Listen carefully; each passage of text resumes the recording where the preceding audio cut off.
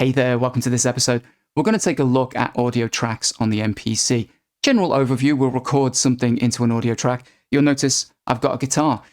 First disclaimer, I don't know how to play the guitar. I picked it up a week ago and my intention is to learn how to play. I think it's high time I learn how to play an instrument. But ultimately, I can play a few open chords, a couple of bar chords, and we're going to noodle around. I didn't even bring my pick because I forgot to bring it. I left it in the car. Anyway, it doesn't matter. We need something that we can just record some audio into our audio track and improvise. The guitar is hooked up to this little mini amplifier that is plugged into the MPC. I've got this 2-bar sequence with a basic drum loop loaded up. This is inside of a drum track so that I've got something to play along to. Just like that. And now we're going to create an audio track. So we'll go to New Track, Audio Track.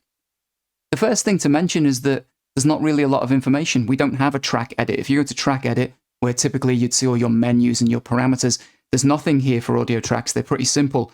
And we're really only focusing on these 4 tabs for today's episode at the bottom. The first one is monitoring. We'll come back to that in a second. The next one is length. And again, to keep it nice and simple for today's episode, I'm just recording to the length of the sequence for the 2 bars. You can experiment and play around with that. If we go over to input, then you can select the input for your MPC. Currently, the guitar is coming in through inputs 1 and 2, so that's what I have selected. And quickly, while we're here, you can jump over to your sampler and just take a look at your input signal. That's a quick way to do it, especially if you have the sampler set up as a shortcut. But if I strum the guitar, you won't hear anything because monitoring is off, but it gives me a chance to check that the signal isn't too loud. Over here, we have the edit audio option, and I've shown you this in another episode. These are audio editing tools for the arrangement view on the MPC, where you get quick access to those tools from here. We're not going to be covering that today, just recording a couple of basic loops.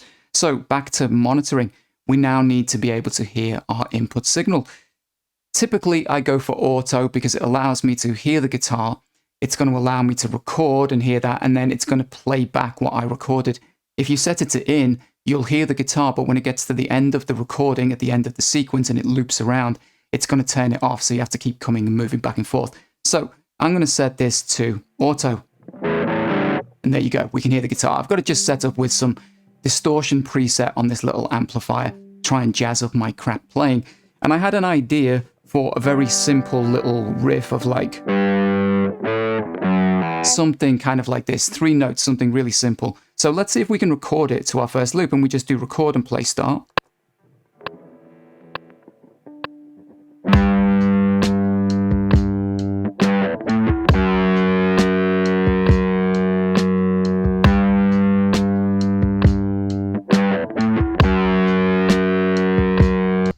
There you go, we've recorded a loop. Pretty basic, pretty crappy. If I wanted to undo it, I could just undo and do another take. Try and maybe even it out a little bit, let's see.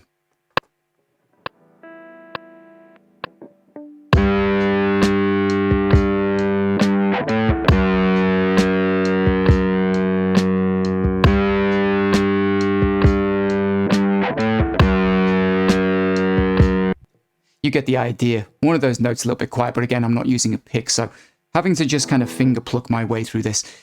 So that's the first one. I just want to create another one just to show you that you can kind of stack these. So with this one, I'm just going to make sure the monitoring is turned back to off, create a new audio track, and with this one, we'll set it to auto again. And we'll try and improvise something maybe down on the bottom E string just to see what we can come up with.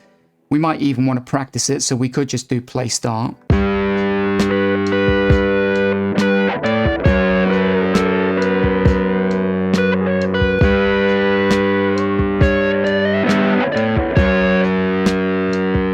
You can tell I don't play the guitar, but something like that will do. I just want a very simple loop.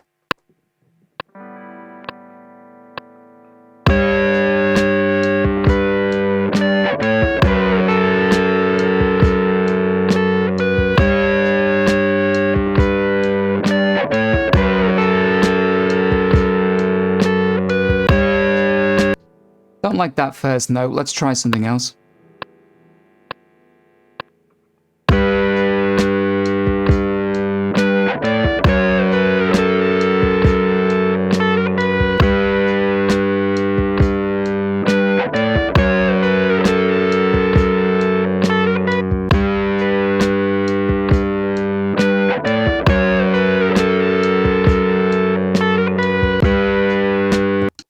There we go. I've embarrassed myself enough for the day. Set that back to off in terms of the monitoring, just so that we can take a quick look. But it's a piece of audio. It's the same difference as me taking a synth app and playing something in at this particular skill level, because really, I don't know how to play the piano or a synth either, but I'm quite happy taking that audio, noodling around with it, recording it, and then chopping it up. So that's what I'm going to be doing with the guitar for the starting point, hopefully learning an actual skill as we move along.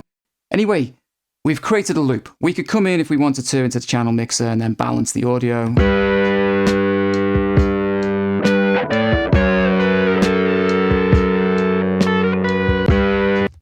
And the last thing I want to show you is that we could still apply some effects. So maybe we go into this track and I add something to try and jazz up my crappy playing. Maybe a little delay or something like that. Let's try a multi-tap delay and we'll open this. Let's take the feedback down a little bit.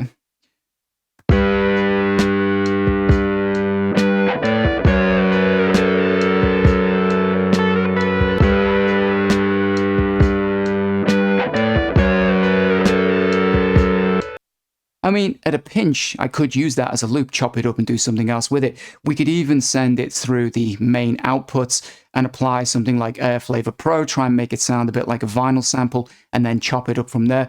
But for today's episode, as I said, I've embarrassed myself enough. I'll see you guys in the next episode. Take care.